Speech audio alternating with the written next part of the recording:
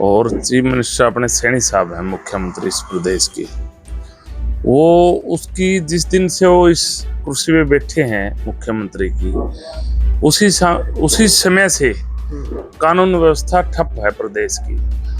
और जब वो पुलिस थाने में रिपोर्ट कराने जाता है परिवार, पुलिस इस प्रकार की प्रताड़ना देती है उनको, कहती है कोई नहीं, आपकी गुड़िया 4-5 दिन में आ जाएगी, भाग्य होगी। जिस परिवार की वो बेटी और उसके साथ इतनी जलालत हुई है, उसकी गर्दन अलग है, और समाज के तो ताने थे, और वो जो पुलिस भी इस प्रकार की बात कर रही है, तो नमस्कार। हरियाणा के अंदर जो कानून व्यवस्था है उसको लेकर विपक्ष जो है लगातार हमेशा से सवाल उठाता रहा है। बात करते हैं जिसने पूरे हरियाणा ही नहीं देश को हिला के रख दिया है, मनीषा हत्याकांड हुआ है, उसको लेकर। सबसे पहले तो ये बताइए, आप बार बार आरोप लगाते रहते हैं कानून व्यवस्था को लेकर, उसके बारे में आप क्या कहना चाहते हैं? ये जो बीजेपी सरकार है और चीफ मिनिस्टर अपने सैनी साहब हैं, मुख्यमंत्री इस प्रदेश की, वो उसकी जिस दिन से वो इस कुर्सी पे बैठे हैं मुख्यमंत्री की, उसी समय से कानून व्यवस्था ठप है प्रदेश की। आए दिन घटनाएं घटती हैं। अभी आप भिवानी में देखो, 11 अगस्त को रानी लक्ष्मणगढ़ की है, महिला है जिसका नाम मनीषा है। वो प्राइवेट स्कूल में शिक्षिका थी और उसकी गर्दन अलग की जाती है धड़ से, शरीर से।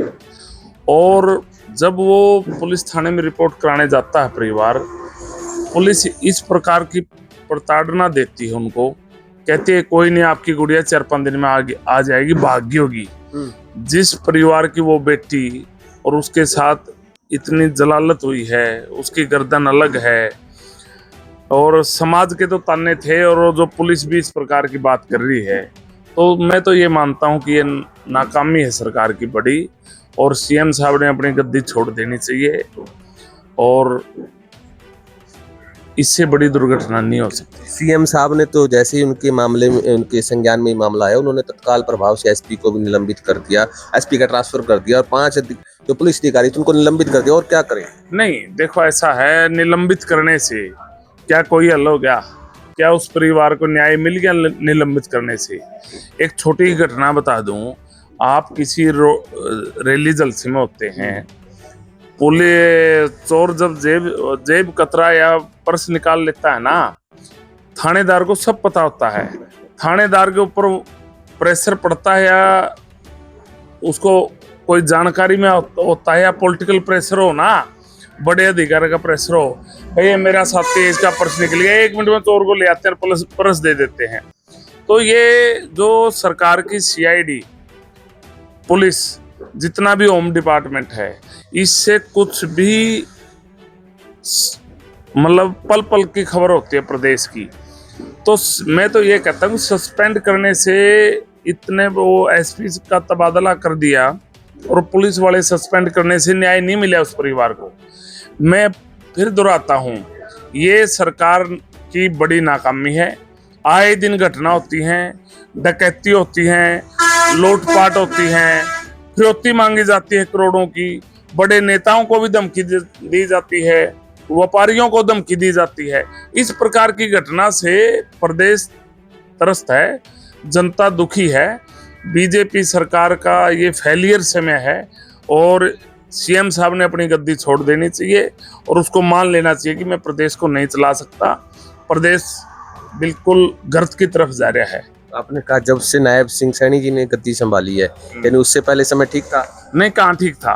पहले वाला छूट गया। पहले वाला के बारे में ऐसे कहते थे, उसी बेचारे ने गद्दी छोड़ दी, फिर वो अगला भी ऐसा ही आ गया। अब ये बताओ, जब ये गद्दी छोड़ देगा, मैं बीजेपी सरकार की नाकामी बता रहा हूँ। ये सरकार भी वोट चोरी करके बनी है, अगली बता देता हूँ। जनता खुश नहीं है, जनता दुखी है, लेकिन ये वोट चोरी करके सरकार बनी हुई है, और वोट चोरी के कारण ही ये जनता ने तो अपना जलवा दिखाया था, 65 सीट आनी थी, लेकिन ये ठगी के कारण दोबारा इन्होंने सरकार बनाई है। और जनता आने वाले समय में इन बीजेपी नेताओं को या चीफ मिनिस्टर को, पहले भी हुई है घटना, इनको गांव-गांव घुसने नहीं दिया जाएगा, और बिल्कुल प्रदेश में आए दिन घटना होने के कारण व्यापार ठप है, छोटा दुकानदार ठप है, तो किसान को फसल का भाव नहीं मिल रहा, समय पे खाद बीज नहीं मिल रहा, इससे बुरी बात क्या होगी? और आप बताइए।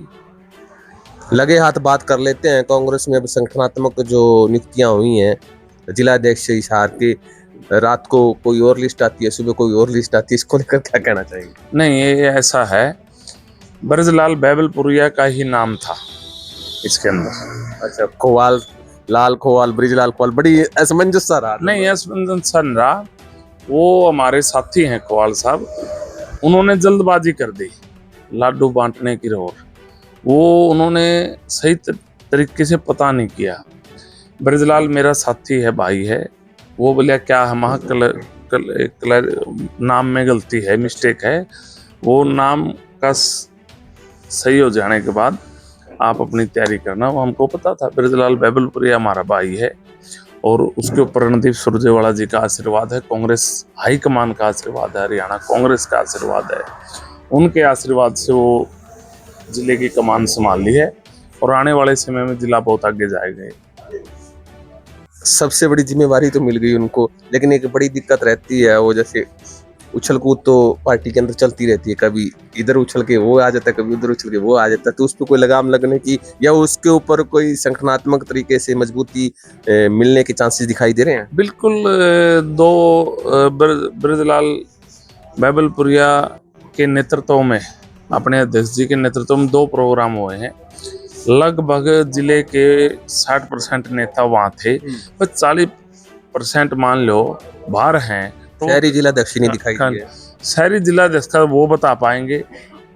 अध्यक्ष जी, मेरी बात नहीं हुई, वो किस कारण नहीं आ पाए, शायद वो भी बाहर हों, लेकिन पूरी कांग्रेस एक साथ थी। आपने देखा कैंडल मार्च पे पूरी कांग्रेस साथ थी और जिला बढ़िया तरीके से चलाएंगे। आने वाले समय में इस जिले से कांग्रेस की भारी जीत होनी है। तो प्रदेश की सरकार के ऊपर जो कानून व्यवस्था को लेकर सवाल उठाए हैं, उसको लेकर इनको कहना आपने सुनी लिया है। आपका क्या विचार है, ये भी हमें जरूर बताइएगा। बहुत बहुत धन्यवाद।